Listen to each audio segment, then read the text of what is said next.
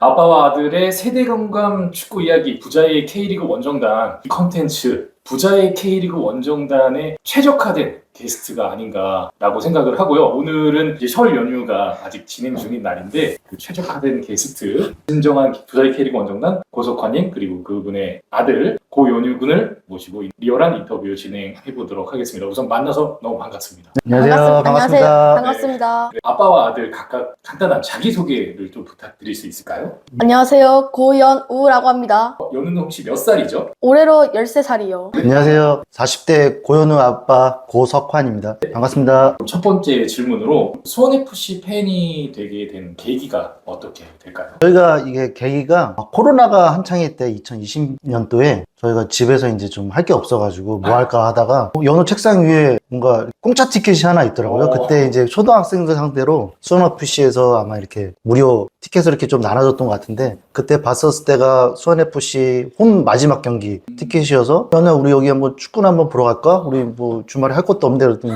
가져가더라고요. 그래서 그때 처음 갔어요. 그때 갔었을 때 아마 경남이었나? 네, 그때 경기를 가서 마침 그때 수원FC가 시즌 2위로 이렇게 잘하고 있더라고요. 그래가지고 가서 봤는데 또 그때 안병준 선수가 2골인가 1골 넣으면서 또 이겼어요. 그러니까는 또 연우가 축구도 재밌다고 원래는 야구만 보러 다녔었는데 그러면서 자연스럽게 축구도 괜찮겠구나 생각하면서 20년도에 그렇게 넘어가고 다행히 어떻게 그때 플레이오프까지 하면서 수원FC가 일부러 승격되고 그 다음에 21년도 되면서 계속 축구를 더 보러 가고 싶다. 그래서 일반석에서 보다가 아빠 저기 가서 가변석 가서 또 보고 싶어요. 뭐 이렇게 하면서 또 그 형들하고도 친해지고 그렇게 되면서 자연스럽게 되게 이제 수원FC를 응원하게 됐습니다. 그러면은 아빠께서 이야기를 해주셨는데 연우는 아빠 엄마의 손을 잡고서 그 전까지는 야구장에 가서 야구 경기만을 직관을 했었는데 수원FC를 통해서 축구와 K리그 수원FC라는 축구팀을 보게 되면서 대한 매력에 더 빠지게 되고 열정적인 팬이 됐는지 그 얘기를 한번 좀 들려줄 수 있을까요? 저희 아빠 말대로 수원FC가 2020년에 승격을 한 뒤에 그때가 너무 재밌어가지고 또 보러 가고 싶다고 했는데 그때 가서 계속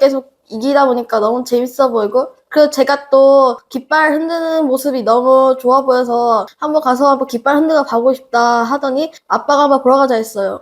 코로나 7월 이후에 못 보러 갔다가 10월 달쯤에 풀려가지고 계속 보러 가고 있니까 다른 사람하고 친해지고 그래도 2022년에 또 원정을 가니까 이제 정식으로 친해지고 싶다는 생각으로 한번 대화를 하다 보니까 친해지니까 리얼크루의 회원이 된 것 같습니다. 아니야 잠깐 당황해가지고.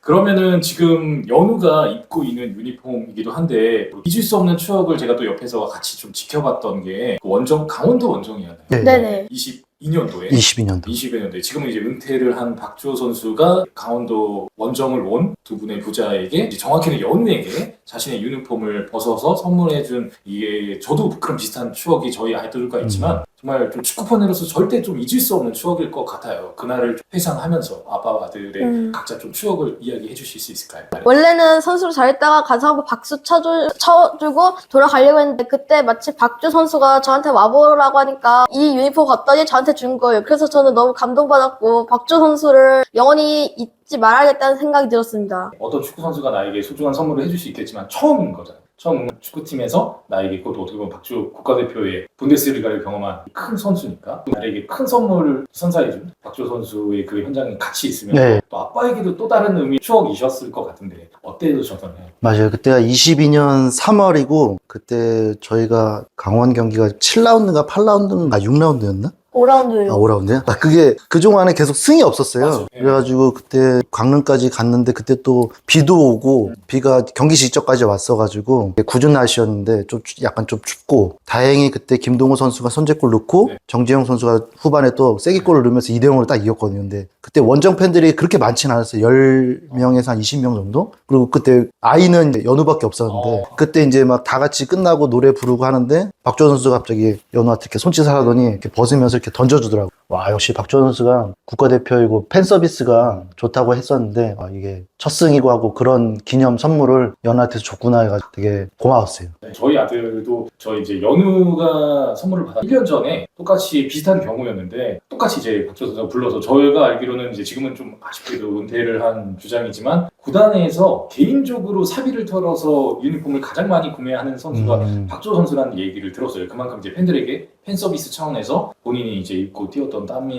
흘림 노력한 유니폼을 팬들에게 선물을 했던 건데 그 중에 그 사연에 많은 팬들 중 한 명이 또 연우라는 게 굉장히 또 뜻깊은 것 같습니다. 그러면은 이어서 아까 연우가 잠깐 언급해주기도 했었는데 또 연우가 수원FC 축구를 20년도부터 지켜보고 또 박주호 선수와의 추억을 만들고 그 이후에는 어느 순간부터 이제 깃발 응원을 하기 시작해요. 사실 이제 연우가 이제 깃발 응원을 해보고 싶다라고 이야기를 했는데 연우가 깃발 응원을 할 당시까지만 하더라도 사실 수원FC의 깃발 응원이 거의 사실 그 과거에 비해서 거의 전무하다 없다시피 했었는데 연우는 어린 나이이고 초등학생이지만 수원FC 응원을 하면서 내가 깃발 응원을 해봐야겠다 이러한 발상이나 생각은 어떻게 하게 된 건가요? 제가 TV를 보면서 전북 현대랑 울산 현대는 깃발이 계속 많잖아요. 네. 그래서 저는 이런 생각했어요.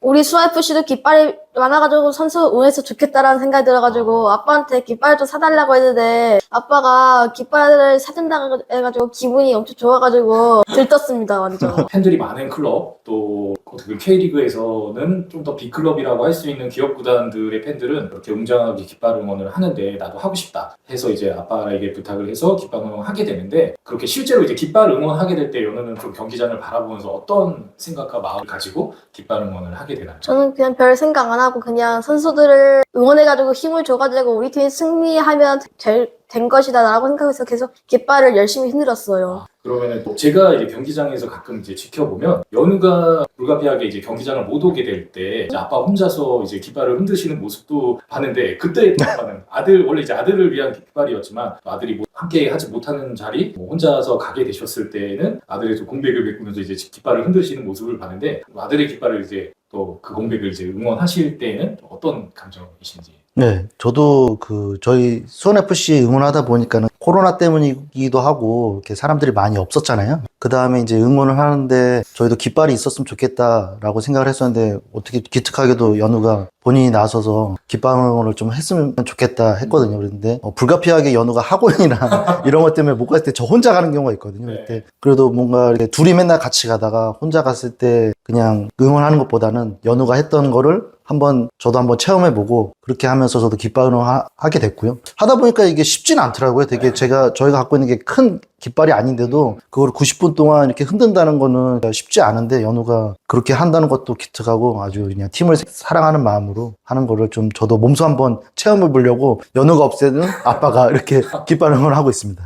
근데 정말 이 고부자의 그 깃발, 작은 깃발 하나가 큰 영향력을 불러왔다라고 생각을 하는 게 말씀하셨던 것처럼 사실 연우가 깃발을 들었을 때만 해도 수원FC의 원정석이라든가 홈경기장에는 그 깃발 한두 개 정도밖에 없었거든요. 맞아요. 근데 이제 그 뒤로부터 23 시즌의 말미에 가서는 연우의 또래에 연우보다 나이가 어린 동생들도 점차 이제 엄마 아빠와 함께 와서 깃발을 나도 만들래요. 나도 저 친구처럼 깃발이 있었으면 좋겠어요. 이렇게 해서 정말 이제 우후죽순 연우와 연우 아빠 이제 고부자가 이제 캐슬파크에 미친 영향력이 그 파급력이 엄청나지 않나 이런 생각을 또 하게 되는 것 같습니다. 그러면 이어서 제가 뒤에 이제 오늘 영상에는 없으신 어머니께서 정성스럽게 이제 유니폼을 걸어주셨는데 또 이제 고석한 고현우 부자의 앞에 인터뷰에도 말씀해 주셨지만 수원FC뿐만 아니라 수원을 연고지로 하고 있는 수원 KT 위즈를 또 응원하고 계신데 축구와 야구 둘 다 이제 같이 함께 가족들과 직관을 하시면서 좀 서로 어떤 매력이 있다라고 좀 생각을 하시나요? 야구로 보러 갈 때는 보통 테이블석 가거나 하이파이브석 가서 약간 좀 먹으면서 응원하거든요. 야구는 좀 그런 재미가 있어요. 3시간, 길게는 뭐 4시간 달 수도 있는 장시간이기 때문에 이게 뭔가 먹으면서 술도 한잔하고 이렇게 응원하고 뭔가 또 야구는 축구와 다르게 또 율동을 하는 그런 응원 재미가 또 있고요. 축구는 그거에 비해서는 전반, 후반 동안 한눈을 팔 수 없잖아요. 그래서 뭐 먹지를 못해요. 하지만 이게 계속 응원가를 부르고 그런 눈을 팔 수 없는 그런 재미가 있습니다.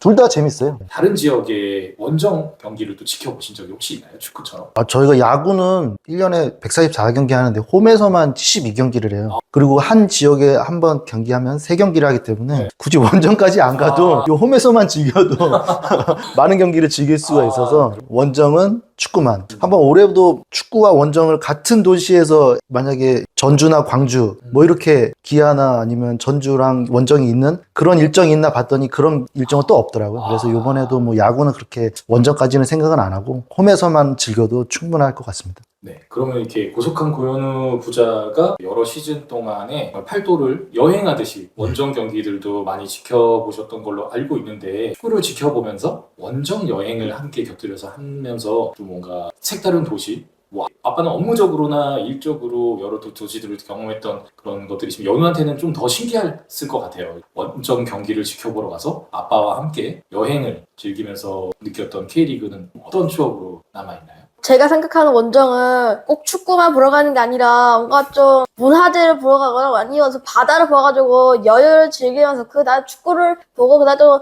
맛있는 저녁을 먹고 또 하룻밤 잔 다음날 아침쯤에 또 다른 데 가가지고 구경하고 집으로 돌아가는 것이 제가 생각하기에 추억인 것 같습니다. 진짜 단순히 원정 경기를 보러 가는 게 아니라 그 지역의 문화재라든가 유적지라든가 또 그 지역에서만 맛볼 수 있는 수원에서는 맛볼 수 없고 또 이 지역에서만 특별히 맛볼 수 있는 그런 음식들을 경험한다는 게 저도 저희 아들과 그런 시간을 뭐 광주에서 포항에서 겪어봤지만 정말 그런 것들이 좀 이제 성장하는 아이한테는 수원에서 이렇게 성장하는 것과는 또 다른 색다른 국내이지만 해외여행과는 또 다른 경험과 이런 창의력 그런 색다른 경험들을 좀 하게 해주는 거라고 좀 느꼈고요. 그러면은 이어서 이렇게 아빠와 함께 K리그를 또 수원FC의 원정 경기를 지켜보면서 가장 인상적인 추억이 깃들어 있다라고 생각하는 원정 지역이나 경기장이 있다면 그 이유와 함께 좀 이야기해 주실 수 있을까요? 저는 강릉이 제일 기억에 남는 것 같아요. 강릉이. 바다도 볼 수 있고 또 재밌는 것도 많이 있으니까 거기서 좋은 추억을 남기고 가장 인상적인 지역인 것 같아요. 일단 원정 하나하나 다 좋았어요. 다 거기마다 음식, 문화 이런 것도 다 기억에 남는데 아무래도 저도 제일 좋았던 거는 재작년에 갔을 때 유니폼 선물 받았던 강릉. 그때가 또 저희가 원정 다닐 때 처음 겪었던 원정 승리였거든요. 저희가 좀 원정은 좀 성적이 안 좋잖아요. 그래서 이긴 적이 많이 없었어가지고 이게 승리를 못하면 뭔가 다른 이벤트가 있었어야 되는데 그때는 승리도 챙기고 유니폼도 받고 여행도 갔다 오고 되게 좋았던 그때가 제일 기억에 남네요. 그러면 이어서 지금 이 자리에는 없지만 이 앞전에 또 리얼한 인터뷰를 통해서 먼저 인터뷰를 진행했었던 연우와의 동갑내기 친구, 축구장에서 맺은 특별한 우정 어린 친구 이제 갈도현 군과의 이야기를 좀 나눠보려고 하는데요. 도현이와 친해지게 된 계기는 어떻게 될까요? 제가 사실 갯발 흔들 전에는 원래는 다른 아파트와 다른 학교를 다니니까 잘 모르잖아요. 그런데 7월 9일날 FC 서울과의 경기에서 처음으로 도현이가 깃발을 들고 와가지고 그때 같이 흔들 이후부터 같이 흔드는 것이 너무 재밌어가지고 뭔가